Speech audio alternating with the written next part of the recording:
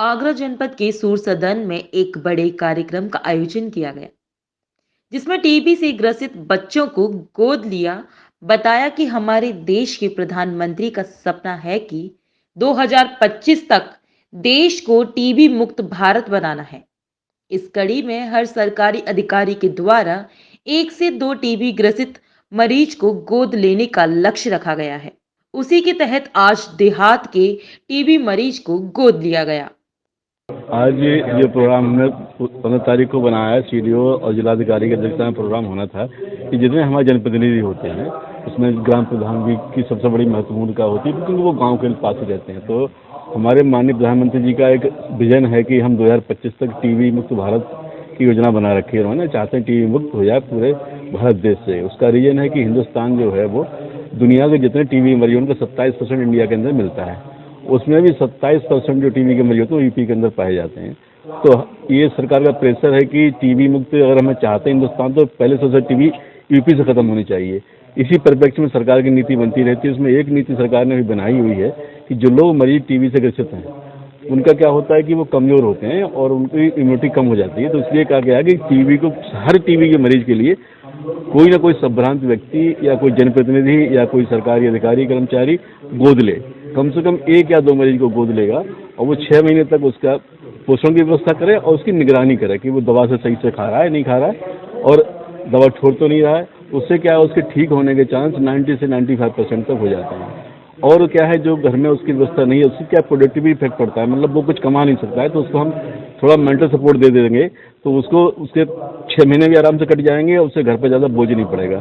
इसी परिप्रेक्ष्य में ये एक हमने जनप्रतिनिधियों की कार्यशाला रखी हुई है। अभी जो आप देख ही रहे हैं सीडीओ साहब उसको एड्रेस कर रहे हैं। उसके बाद हम ही सारे लोग यहाँ पे मेडिकल कॉलेज से लोग भी आए हुए हैं, ICD से लोग आए हैं, वो सब इनको थोड़ा सा टीबी के बारे में बताएंगे। मैं ये बताना चाहता हूँ कि मतलब टीबी जो है बहुत ऐसी बीमारी जो कि बहुत पुराने समय से है। कहा यह जाता है कि सदियों पहले टीबी की मरीज पाए जाते थे और यहाँ तक ये भी देखा गया कि जो मिस्र की मम्मी है उनमें भी टीबी की बैक्टीरिया पाए गए हैं जो निकाली गई हैं उसमें। और एक बड़ी बात है हमारे पहले प्राइम मिनिस्टर थे उनकी मिसेज भी टीबी से उनकी मृत्यु हुई थी। तो टीबी एक ऐसी बीमारी जो हमारे देश पे स्टिग्मा लगा हुआ है। सन 40 से पहले टीबी का बहुत अच्छा इलाज नहीं था लेकिन सन 40 के बाद एक अच्छा इलाज आ गया है।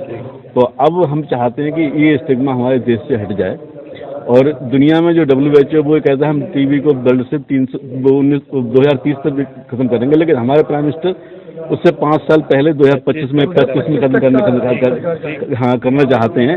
उसी परिप्रेक्ष्य में हमसे ये कहा हुआ है कि सभी लोग लग जाइए इस पर और इस प्रोग्राम को मिशन मोड में चलाइए और ज़्यादा टीबी मरीजों को खोजिए। आगरा चूंकि बहुत बड़ा जिला है इसमें पॉपुलेशन बहुत ज़्यादा है तो हमारा टारगेट भी ज़्यादा है। हमारे पास 20,000 मरीजों को खोजने का टारगेट है।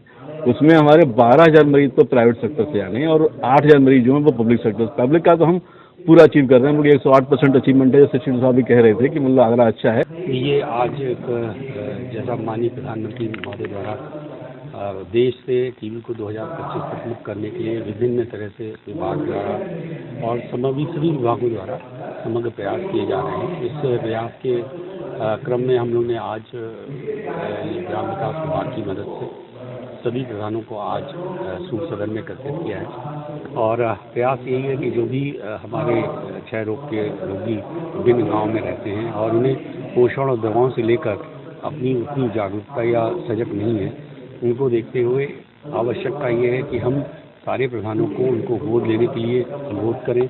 और उन्होंने कहा भी है कि वो अपने गाँव के बच्चों को वो गोद लेंगे और उन्हें समय से दवा दिलवाने के लिए और साथ में जो पोषक आहार है उसके लिए भी वो लोग प्रयास करें जिससे कि उनको पर्याप्त मात्रा में प्रोटीन मिल पाए और दवाओं का सही असर हो पाए। इस तरह से प्रयास से अगर हमारे मरीज जितने भी हमारे रोगी हैं ज़्यादा से ज़्यादा निरोग होंगे और हम इसका संक्रमण भविष्य में रोक